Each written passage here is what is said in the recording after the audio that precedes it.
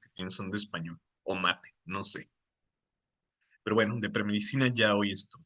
Entonces, pues en una clase no nos va a alcanzar para ver un tema así amplio, a detalle, para que se pueda entender. Entonces, pues hoy quiero que repasemos, ¿sí? Quiero que repasemos un tema que por lo que vi se les platicó, se les, díganme pues, se les complicó un poquito en su examen, ¿sí? En el examen de práctica. Porque sí, la verdad es un tema que tenemos por ahí algo olvidado. Entonces, hoy vamos a revisar pues todo lo que tiene que ver con la historia natural de la enfermedad, para que no haya dudas en eso de los periodos patogénico y prepatogénico y que si se trata de un mecanismo de prevención primaria o secundaria o qué sé yo, ¿no? Entonces, hoy vamos a revisar esa cuestión rapidita, ¿sí? Bueno. El domingo no hay clase de premedicina, no, ya esto es lo último. Ya este domingo no hay clase, ya se termina esta semana todo lo que tiene que ver con los seminarios. Al menos pues en esta vuelta, ¿sí? Ya después de los intensivos tendremos otra, pero por esta ya se termina este viernes, ¿sí? Bueno, vamos a empezar pues por acá. Y como les digo, pues nada más vamos a hacer como un pequeño repaso, ¿sí? No es algo que vayamos a ver así como desde el principio y ver todas las definiciones y todo a detalle, ¿no? Porque además tenemos por ahí definiciones de salud, de enfermedad, de historia natural de la enfermedad, que aparentemente ya están actualizando para el Ceneval. Entonces, pues por ahorita nada más quiero que veamos esto, así simple, ¿sí? Bueno, pues entonces, chicos, aquí antes de empezar cualquier cosa, quiero destacarles que esta historia natural de la enfermedad tiene únicamente dos periodos, ¿sí? No considero necesario ahorita darles la definición, es una definición que ustedes ya conocen sin ningún problema. Entonces, ahorita lo único que quiero aclarar en el inicio de este tema, lo único que quiero aclarar es que la historia natural de una enfermedad tiene dos periodos, ¿sí? El periodo prepatogénico y el periodo patogénico. Solo esos dos, ¿sí? Nada más hay esos dos. Eso de periodo de infección, periodo infeccioso, periodos más no sé qué, solamente están ahí para confundirnos, ¿no? Cuando nos ponen en opciones del examen. Solamente tenemos dos, periodo prepatogénico y periodo patogénico. Nada más, ¿sí? Y bueno, como lo dice la definición de la historia natural de la enfermedad, es cómo un individuo va a cursar a través de una enfermedad, ¿sí? A través de una patología, desde que se expone al agente causal hasta que la enfermedad se resuelva, sea cual sea la resolución de esa enfermedad. ¿Sí? Entonces, lo primero que debemos tomar en cuenta para esta historia natural de la enfermedad, pues es la tríada ecológica. Yo creo que todos estamos perfectamente conscientes de qué es eso, ¿no? Tres elementos necesarios para que ocurra la enfermedad, para que se pueda desarrollar una enfermedad en un huésped, ¿sí? Entonces, pues, triada ecológica es un término, perdón, es una definición que ustedes ya conocen, ¿no? Y se llama triada porque comprende tres elementos, el agente, el ambiente y el huésped, ¿sí? Ya saben que en esta presentación tenemos ahí todas las definiciones, entonces ahorita nada más vamos a poner un concepto rapidísimo, ¿sí?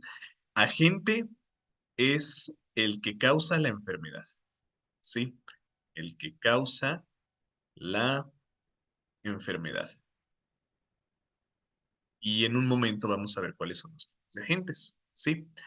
Entonces, ya saben que puede haber tres tipos de agentes, ¿verdad? En un momento los vamos a repasar y vamos a aclarar de qué se trata cada uno de ellos. Luego, el huésped, que es el que va a desarrollar la enfermedad, el que cursa por la enfermedad, ¿sí? Donde se va a desarrollar el agente y donde veremos que se va a manifestar algún signo o algún síntoma, ¿no? Entonces, agente es el que causa la enfermedad. Huésped es el que cursa esa enfermedad. Ahí disculparán, creo que no se alcanza a entender muy bien. Vamos a ponerlo de nuevo para que se el que causa la enfermedad, ¿sí? Y el huésped es el que cursa por la enfermedad, el que desarrolla las manifestaciones clínicas típicas de esa enfermedad, ¿sí? Y como tercer elemento de la tríada ecológica tenemos el ambiente, ¿sí? El ambiente, como lo dice su nombre, es el entorno, ¿sí? El entorno en el que interactúan el agente y el ambiente, ¿sí? El entorno en el, perdón, el agente y el huésped, ¿sí? El entorno en el que el huésped se va a someter o se va a poner en contacto a la gente que va a causar la enfermedad, ¿sí? Y desde ahorita también quiero, aclarar que vamos a utilizar el término enfermedad, ¿sí?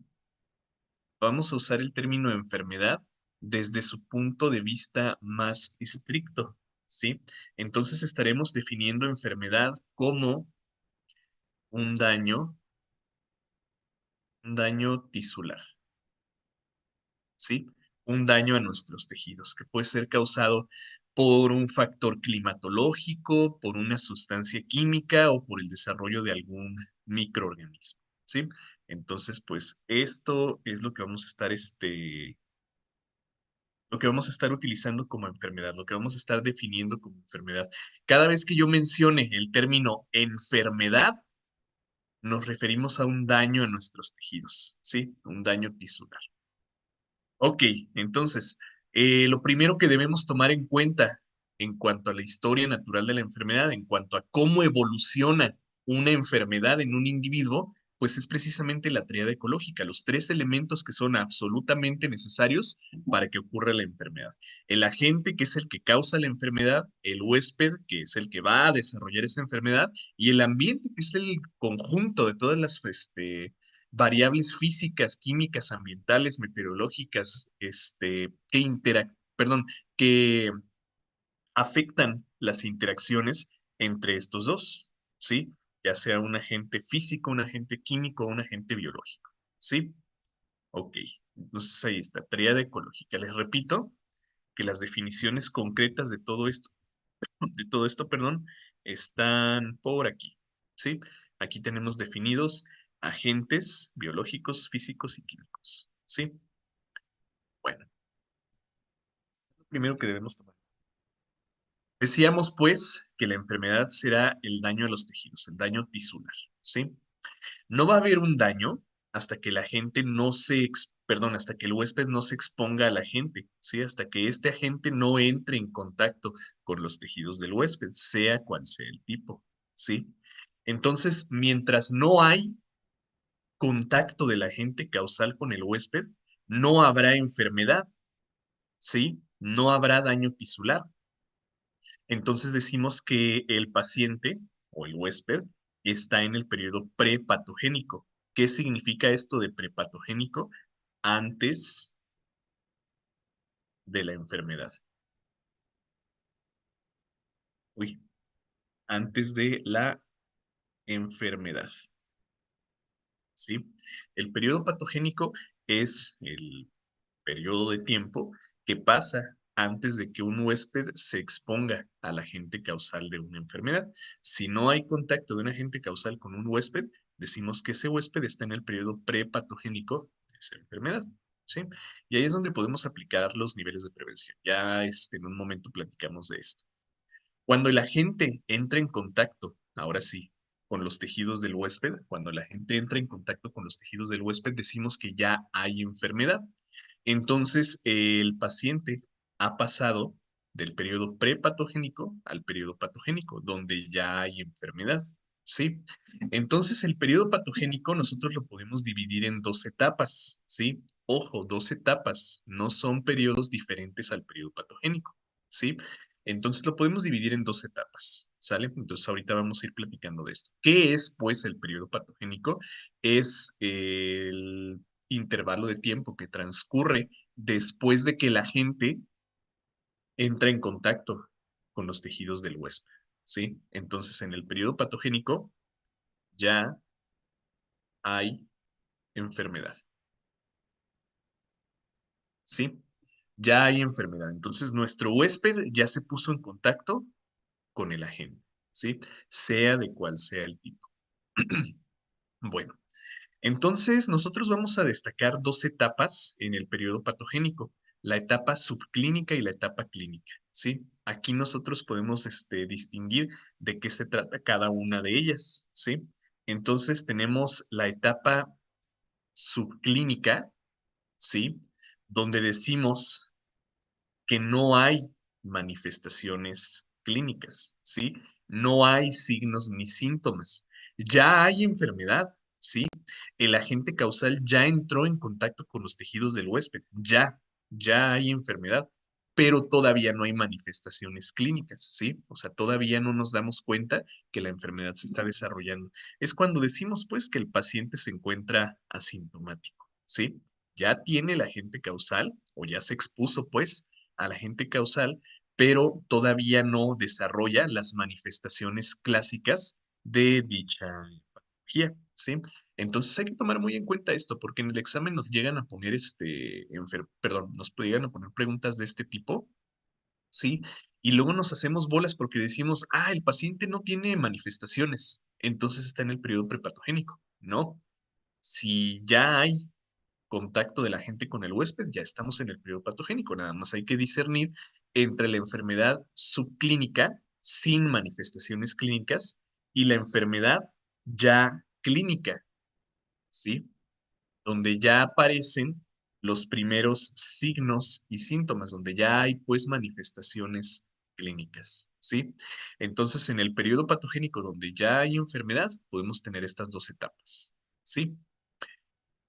Ok, entonces dependerá del tipo de agentes, ¿sí? Cómo transcurre esta etapa subclínica, ¿sí? Depende de que se trate de un agente físico, un agente químico o un agente biológico, ¿sí? Porque durante la etapa subclínica decimos que el agente ya está en el huésped, pero o se está incubando o está latente, ¿sí? Entonces, ¿qué es eso de latencia y de incubación? Pues precisamente lo que nos dice esta enfermedad subclínica, ¿no? Donde ya hay enfermedad, pero sin manifestaciones clínicas. ¿Por qué? Porque el agente biológico,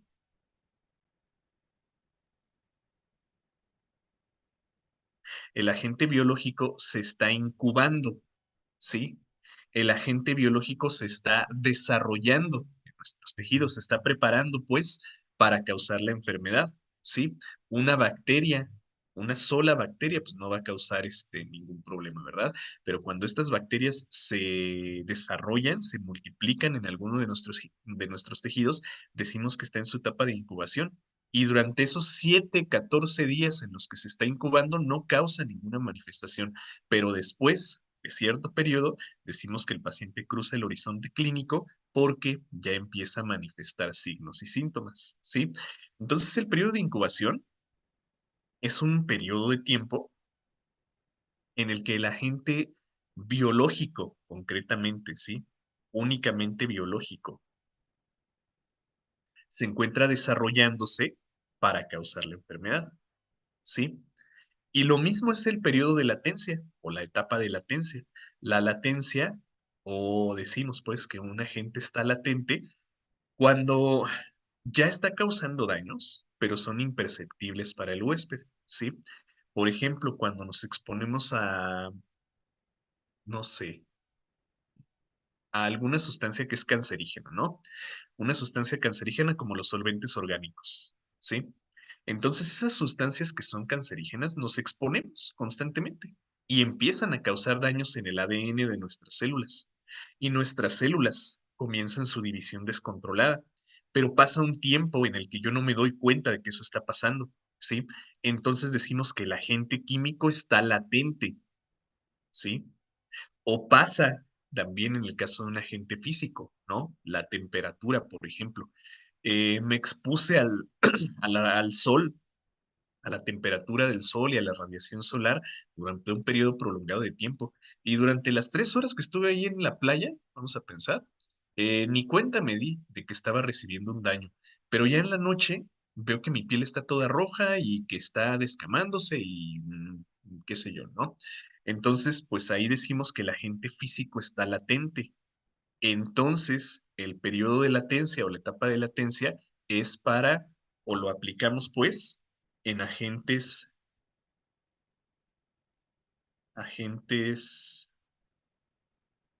físicos, físicos y químicos. ¿Sí? Entonces hay que tener muy en cuenta, chicos, cuándo podemos hablar de un agente que se está incubando y cuándo podemos hablar de un agente que está latente, ¿sí? Entonces, pues mucho ojo con eso de latencia e incubación, porque también es algo que nos preguntan en el examen, ¿sí? Entonces, pues recuerden, el periodo de incubación va a ser propio de los agentes biológicos, como lo dice su nombre, ¿sí? Como lo dice su nombre. Eh, La incubación es precisamente el periodo de desarrollo, cuando se está incubando un embrión, por ejemplo, ¿sí? Y acá latencia es cuando, pues precisamente tenemos una enfermedad que está ahí esperando a desarrollarse, sí que está latente, ¿de acuerdo? Entonces ahí tenemos esos dos términos que debemos discernir, latencia e incubación, ¿sale? Latencia para agentes físicos y químicos e incubación únicamente para agentes biológicos. Que luego podemos ver que hay agentes biológicos, como algunos virus o algunas bacterias, que terminan su periodo de incubación, ¿sí? Terminan su periodo de incubación, pero aún así no causan todavía la enfermedad. Por ejemplo, el virus del SIDA, ¿no? Que tiene un periodo de incubación de unos 3 meses, 4 meses.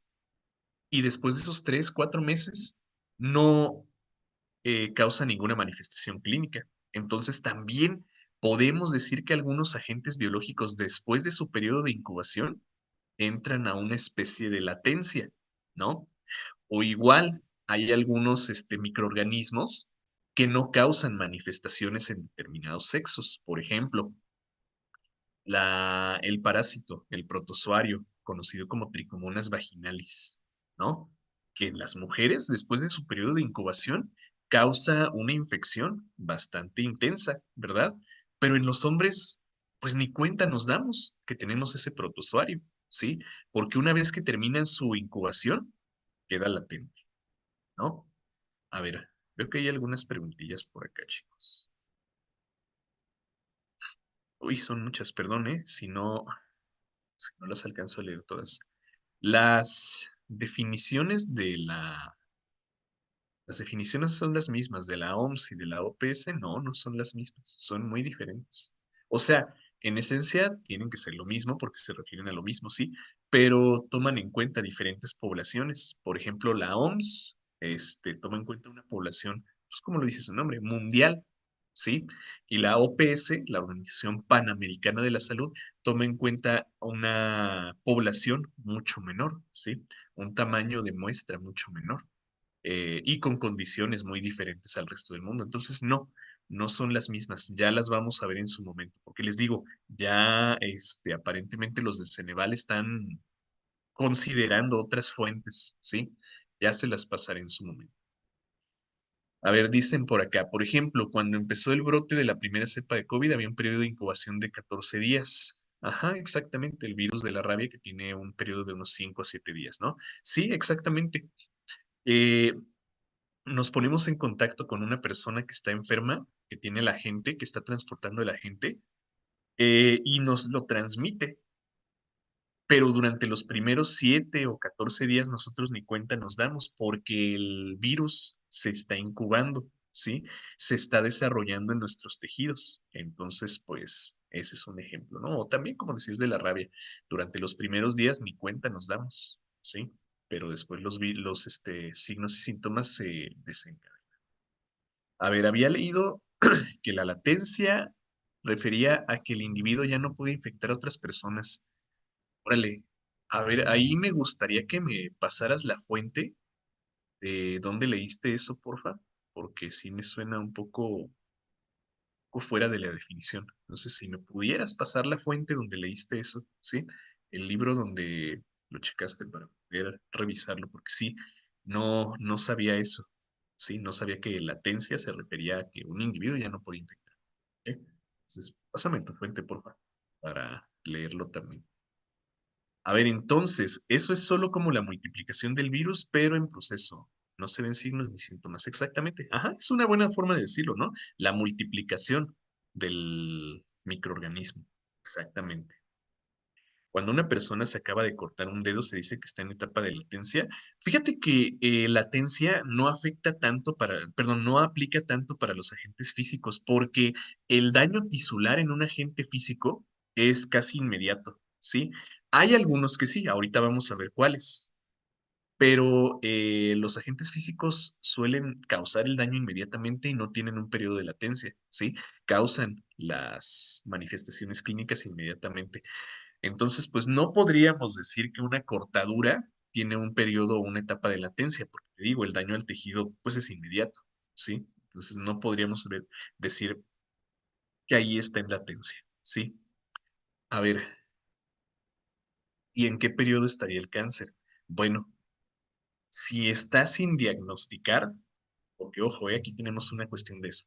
Si se encuentra sin diagnóstico, ¿sí? Si no hay manifestaciones, pero ya se está desarrollando, estaría en una etapa de latencia, ¿sí? Sería una enfermedad latente, porque el cáncer es causado por agentes, sobre todo físicos y químicos. Es muy raro que un agente biológico lo cause, ¿sí?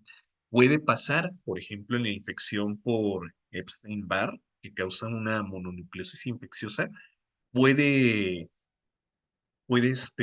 progresar a una leucemia, por ejemplo, ¿no? Entonces, pues hay muy pocos, pero sí pasa, ¿no? Pero principalmente, pues es por agentes físicos y químicos. Entonces, podríamos decir que un cáncer no diagnosticado está latente, ¿sí? Un, un tumor latente. A ver, yo leí que el ardor es porque nuestras células están haciendo apoptosis para evitar que se forme un cáncer, es cierto.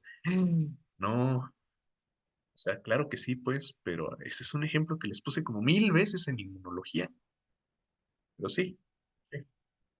El herpes es un ejemplo, ajá, exactamente, es un ejemplo de enfermedad, de enfermedad pues causada por un agente biológico, sí, que se desarrolla, que causa la enfermedad, pero que luego entra en un periodo de latencia. Sí, entonces, pues, sí, es un buen ejemplo de un agente biológico que pasa su periodo de incubación y más bien se encuentra latente. A ver, ok, ok. ¿Por qué los síntomas casi siempre suelen darse en la noche o al momento de despertar? Mm, pues, órale, no sabía eso tampoco. Estoy aprendiendo cosas nuevas hoy. Depende de la enfermedad en realidad. Sí, no todas las enfermedades tienen esa particularidad de causar los signos y los síntomas en algún periodo determinado del día. Sí, entonces, no, la verdad no sabía eso. Las enfermedades crónicas degenerativas son latentes, podríamos decir también exactamente, ¿sí? Porque ahí más bien es un agente o un factor pues genético, ¿sí? Un factor genético, un riesgo que tiene el huésped de desarrollar ese tipo de enfermedades. Entonces, las crónico-degenerativas, sí, podríamos decir que están latentes. A ver, ¿qué agente causa el herpes? Un agente biológico, un virus, ¿sí? El virus herpes, ¿sí? Tipo uno, tipo 2. Un ejemplo de agente físico sería una quemadura, ajá, una quemadura por calor, sí, por temperatura, pero una quemadura, por ejemplo, a la que le llamamos química, por un ácido o una base, sería químico. Ahí hay que discernir, pues, qué la causó, temperatura o una sustancia, ¿no? Pues depende, depende. Ok, pues, bueno, entonces, Cuando ya el agente se encuentra en contacto con los tejidos del huésped, decimos que el huésped está en el periodo patogénico, ya hay enfermedad, pero puede pasar que esa enfermedad no cause todavía manifestaciones clínicas, que apenas se esté desarrollando, tratándose de un agente biológico, como el periodo de incubación, o de un físico químico en su periodo de latencia, ¿sí?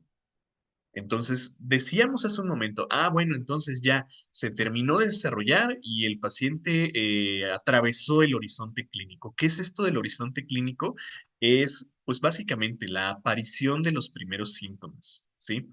La aparición de los primeros síntomas. Cuando ya podemos ver que el paciente se está viendo afectado por estos agentes, el paciente ha cruzado el horizonte clínico y decimos que la enfermedad, pues ya está en la etapa clínica, ¿sí? ¿Cómo sabemos que ya hay una enfermedad clínica? Pues precisamente por la aparición de las primeras manifestaciones, signos o síntomas, ¿sí?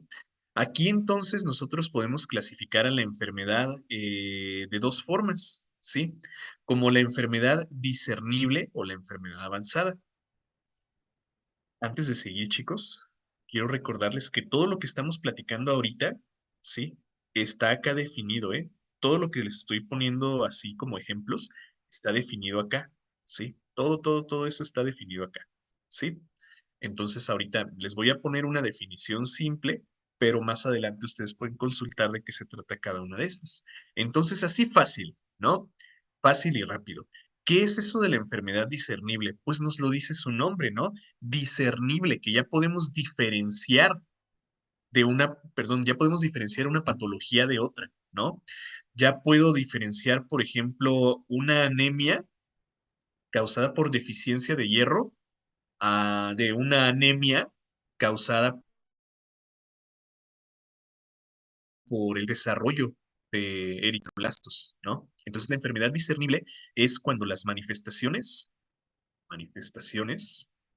son leves, ¿sí? Manifestaciones donde yo ya puedo discernir entre una enfermedad respiratoria de una enfermedad gastrointestinal, de una anemia, de una leucemia, de una infección viral, de una infección bacteriana, ¿no?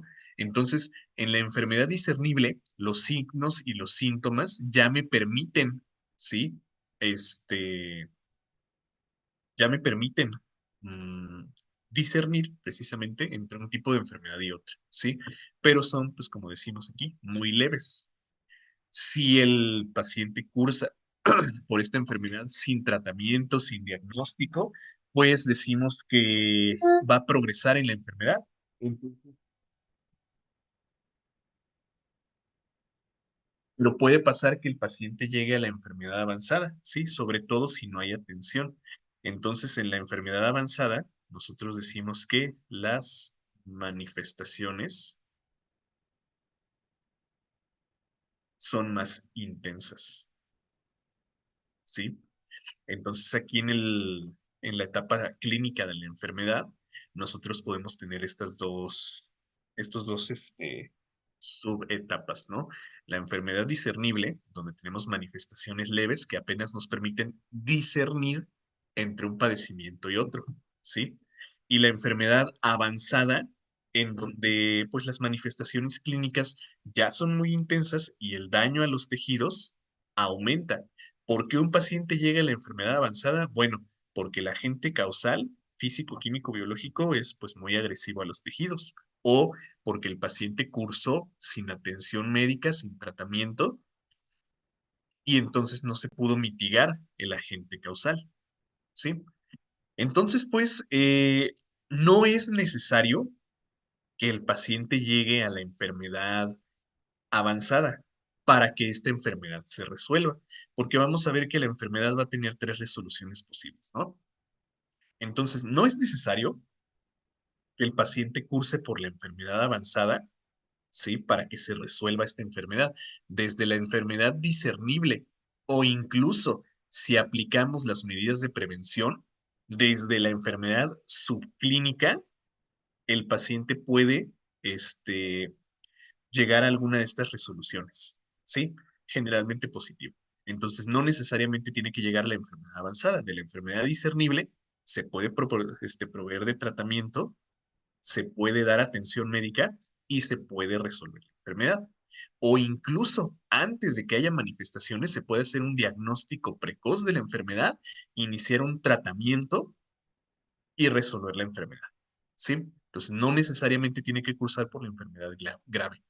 Hay algunas enfermedades que sí cursan así, hay otras que se pueden resolver desde mucho antes, ¿sí? Por eso aplicamos los niveles de prevención secundaria. Ahorita vamos a ver qué onda con eso.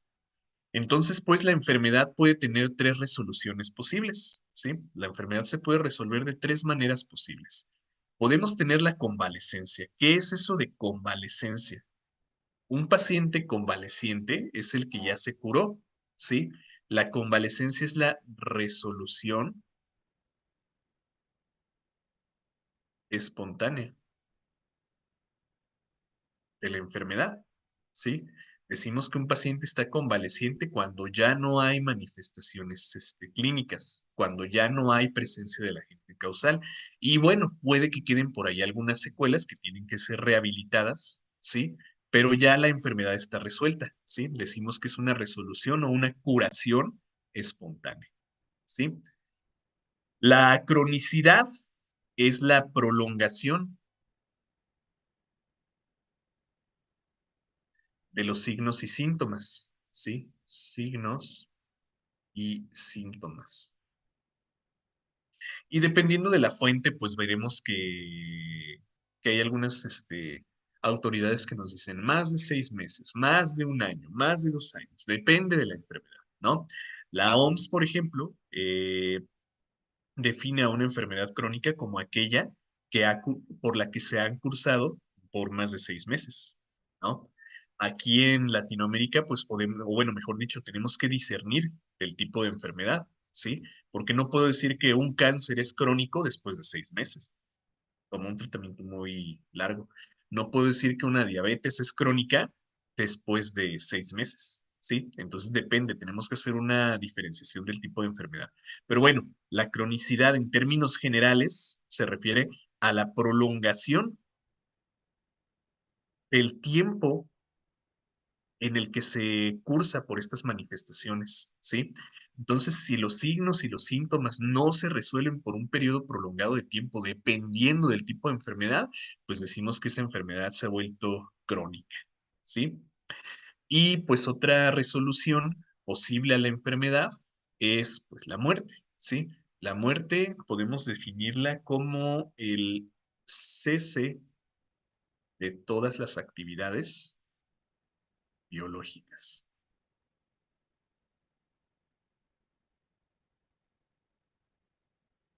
¿sí?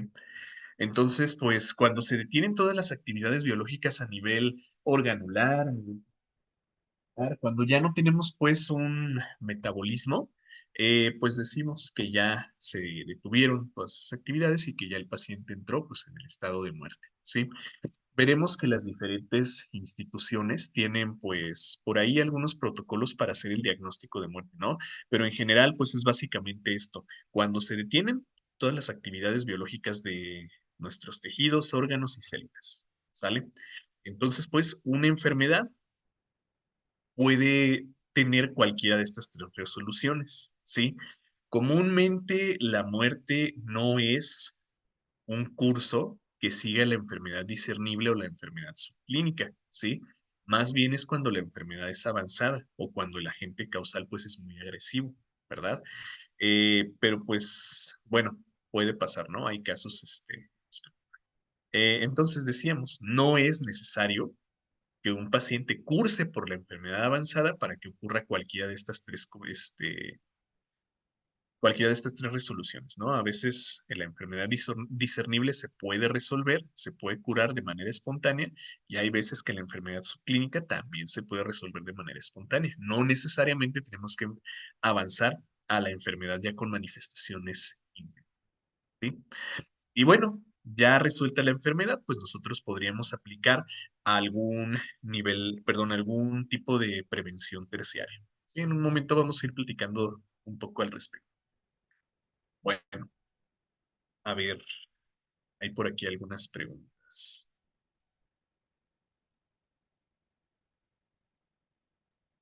¿Por qué el examen cuenta una cortada como agente mecánico y no como físico? Existe una enorme encrucijada. Por, por consenso, ¿sí? Por mayoría de votos, por consenso, ¿sí? Todos tus maestros de esta área, decidieron que por alguna experiencia que tuvieron por ahí en un examen, no sé, en una revisión, no sé, sinceramente, definieron que Ceneval así lo iba a tomar, ¿sí? Como un agente mecánico. Entonces, como por consenso de tus maestros, ellos decidieron que iba a ser un agente mecánico y no físico, ¿sí? Entonces, así lo decidieron, por mayoría, ¿sí? Hay algunos que no estamos de acuerdo con eso, pero pues, ¿qué hacemos? No nos peleamos y bueno, es un agente mecánico, ponle así. ¿Sale? Entonces, pues te digo, es por consenso, tus maestros llegaron a esa decisión. O sea, pues los que sí le saben, yo no le sé a esto, ya saben que yo hago como que le sé. Yo en realidad me dedico a vender bonais, ¿sí? Entonces los que sí le saben llegaron a eso, ¿sale? En la enfermedad discernible es para distinguir el tipo de enfermedad que tiene, pues no que sea para, ¿no? Sino que ya podemos, no que sea para poder discernir, es que ya podemos discernir porque ya hay aparición de signos y síntomas que nos ayudan a establecer un diagnóstico, ¿sí? Entonces, no que sea para eso, sino que ahí es donde podemos hacer esto, ¿no? Una bronquitis sería discernible y al avanzar a una neumonía se convierte en avanzada. Ajá, exactamente, es un buen ejemplo. Una pequeña, infección de las vías respiratorias bajas, sí, se puede discernir precisamente, y si se cursa sin tratamiento, puede progresar a una neumonía y a una insuficiencia respiratoria, y sí, convertirse en la enfermedad avanzada, exactamente, sí. Pero uno va al doctor cuando siente que ya se muere. Pues sí, ¿verdad? La cultura mexicana de la prevención. No, nos revisamos exactamente hasta que ya la condición es incapacitante, ¿sí? Entonces, pues no, rompan esa cultura, háganse revisiones periódicas, ¿sí? Todos tienen acceso al- a la salud pública, ya sea, ya sea estatal o sea federal. Ustedes pueden ir a cualquier institución de salubridad y hacerse revisiones periódicas, ¿sí? Sin que tenga ningún costo. Entonces, no se esperen a que se estén muriendo, háganse revisiones periódicas, ¿sí? ¿Cuánto tiempo se considera para que la enfermedad sea crónica? Pues es lo que les decía hace un momento, depende de, de la región, depende del país, depende de la población, de las condiciones. Entonces, la OMS, te digo, define a una enfermedad crónica como aquella que tiene manifestaciones que se prolongan por más de 6 meses. Pero aquí, en Latinoamérica, tenemos, pues, como te digo, tenemos que hacer una discernición, perdón, de qué tipo de enfermedades, ¿sí? Entonces depende de cada país, de cada región, de cada población. Un cáncer de páncreas se puede considerar subclínico hasta que aparecen los síntomas. Exactamente, es lo que decíamos, ¿no? Un tumor generalmente se mantiene latente, ¿sí? Sin que nosotros nos demos cuenta, sin que haya manifestaciones clínicas por un periodo prolongado de tiempo, ¿sí? Entonces, sí, decimos que está latente, ¿sí? Decimos que está en la etapa subclínica hasta que por fin hay manifestaciones clínicas, ¿sí? Hasta que hay signos y síntomas. Eh, ¿El frío incide en la ocurrencia de enfermedades? Sí, sí, la temperatura, decíamos, la temperatura es un agente físico que puede causar por ahí una susceptibilidad a enfermedades estacionales, enfermedades causadas por agentes biológicos, ¿no? No porque el frío cause la enfermedad, ¿sí? Sino que el frío nos hace más susceptibles. En bajas temperaturas es más permeable la mucosa respiratoria. A bajas temperaturas, la capa de mucinas, lo que conocemos como moco, es mucho más, es mucho más, ¿cómo te digo? Más líquida, ¿sí? Menos densa. y es más permeable, es más fácil que un agente biológico pueda atravesar esa barrera física. Entonces, sí, el frío es un agente o uno de los principales agentes causales de enfermedades. No porque cause la enfermedad como tal, sino que nos hace más susceptibles a algunos agentes biológicos, ¿no?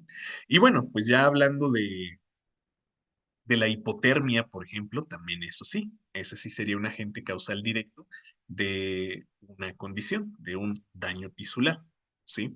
Las criolesiones o las lesiones pues causadas por la baja temperatura, la hipotermia, ¿sí? Todo lo curamos a veces. A ver, a ver, ¿cómo ya nomás me dice cuando es de incubación? Pues es que incubación, acuérdate que es el periodo de tiempo en el que un agente biológico se desarrolla. ¿Sí? Vamos a ponerle aquí, un agente biológico se desarrolla, se desarrolla, ¿sí? Y se multiplica para poder causar la enfermedad. Entonces, eso de incubación es un periodo de tiempo en el que el agente biológico ya está en mis tejidos, ya está causando la enfermedad, pero todavía no está causando manifestaciones como para que yo me dé cuenta, ¿sí? Entonces, eso es incubación. Un periodo de tiempo en el que el agente causal biológico, ¿sí? Pues se incuba, como lo dice su nombre, se desarrolla. Como cuando tú pones a un neonato prematuro en una incubadora. ¿Para qué lo estás poniendo ahí? Para que se incube, o sea, que se desarrolle. ¿Sale? Entonces a eso nos referimos. Cálmense, chistosos. Cálmense, chistosos. ¿Cómo que hipo significa mucho? Ah, ya vi quién es, ya vi quién es. Mira, para que no digas, perdón, que nunca te contesto, ya vi y sí te voy a contestar. Hipo no significa mucho. Ok. Pues ahí está, chicos, un resumen rapidísimo de todo lo que es la historia natural de la enfermedad, ¿no? ¿Qué onda con eso del periodo prepatogénico y el periodo patogénico? ¿Qué onda también con las etapas del periodo patogénico que nosotros clasificamos como una enfermedad subclínica y una enfermedad clínica? Y ahorita vamos a ver con un poquito más de detalle qué onda con esto de los agentes, ¿sí? Vamos a ver qué onda con los agentes, cuáles son físicos, cuáles son biológicos, cuáles son químicos y también platicar pues un poquito de los niveles de prevención, ¿no? Y ya si nos queda al final, pues ya si nos queda tiempo al final, pues revisamos por ahí algunas preguntas, ¿sale? Ok, bueno, pues ahí está, chicos. Recuerden que todo lo que explicamos aquí está definido, tienen acá plasmado en forma de texto, ¿sí? Entonces, por ejemplo, aquí tenemos lo de patogénesis temprana, que es lo que le llamamos periodo de incubación o de latencia. El horizonte clínico, la enfermedad discernible, la enfermedad avanzada y lo que platicábamos hace un momento de las resoluciones posibles de la enfermedad, ¿no? Entonces, bueno, pues ahí está todo, ¿no? A ver, y aquí está también la cuestión de la tríada ecológica, la definición de agente, la definición de ambiente y la definición de huésped, ¿sí? De todo esto ya hemos hablado, ¿sale? Entonces, ahorita vamos a profundizar un poquito más en esta cuestión de los agentes, porque ahí sí hay bastante que hablar, sobre todo de los agentes biológicos, ¿sí? Entonces, ahorita vamos a platicar al respecto. Ya de ahí, pues les digo, tenemos por ahí algunas preguntas y sobre la cadena epidemiológica que vamos a recordar así muy, muy rápido. ¿Sí? Bueno, entonces, pues vamos a enfocarnos un poquito aquí en lo de los agentes, que les digo es algo que da mucho más que hablar, ¿sí? Algo que da mucho, mucho más que hablar. Entonces, decíamos, el agente es un elemento, una sustancia, una fuerza, un microorganismo que estando en contacto con el huésped, ¿sí? Y en las condiciones adecuadas, puede iniciar el proceso patológico, puede causar la enfermedad, ¿sí? Entonces, como lo decíamos en términos así bien simples, bien, bien simples, ¿sí? El agente es el que causa la enfermedad. Y agentes, tenemos muchos, muchos, muchos subtipos, ¿sí? Muchos subtipos, pero clasificaciones solo son tres, ¿sí? Entonces, hay muchos subtipos, ¿verdad? Pero como les digo, clasificaciones tenemos solamente tres: agentes biológicos, agentes químicos y agentes físicos, ¿sí? Físicos, químicos y biológicos. Entonces, los biológicos, mucho ojo aquí también porque luego puede haber por ahí confusión. Un biológico o un agente causal biológico es obligadamente un microorganismo, ¿sí? Un agente biológico es obligadamente un microorganismo, porque luego me han argumentado por ahí, pues en realidad cosas que tienen mucho sentido, ¿eh? Mucho sentido, pero hay que profundizar un poco, porque nos hemos encontrado por ahí preguntas, ¿no? Que dicen, la mordedura de una serpiente, ¿qué tipo de agente es?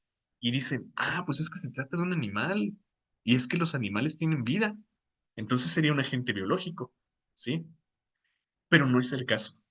Ahorita platicamos un poco de ese caso concreto, ¿no? Porque lo que causa la lesión en una serpiente, bueno, cuando se trata pues de una serpiente venenosa, pues no es en realidad el animal como tal, el ser vivo como tal, sino un producto de su metabolismo, ¿no?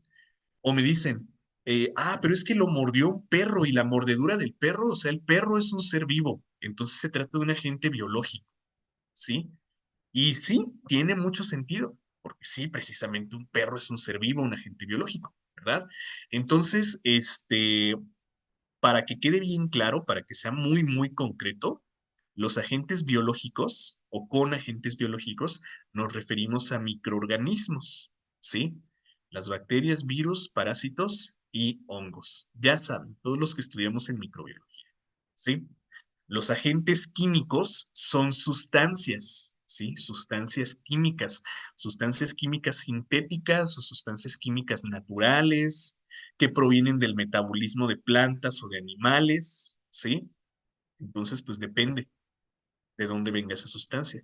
Y los agentes físicos, pues van a ser factores ambientales, factores que encontramos en el entorno, ¿sale? Entonces, ahorita vamos a ir platicando de todo eso. A ver, ¿esta presentación está en Telegram? Sí, se las puse. Ah, ¿es diferente? Bueno, es que luego les ando moviendo mucho, ¿no? Si es diferente, ahorita al final les pongo la presentación así actualizada, ¿no? Por eso mismo de que tiene que ser un microorganismo, las toxinas no son, las toxinas son biológicas, ¿eh? Las toxinas producidas por bacterias o por hongos se consideran también como agentes biológicos. Aunque son sustancias químicas o son producidas por el metabolismo de los microorganismos, también se consideran agentes biológicos. De hecho, vamos a poner aquí y toxinas, ¿sí? Aunque son sustancias químicas, repito, aunque son sustancias químicas, son productos del metabolismo de principalmente bacterias y hongos, ¿sí? Entonces, por eso las clasificamos como agentes biológicos, ¿sí?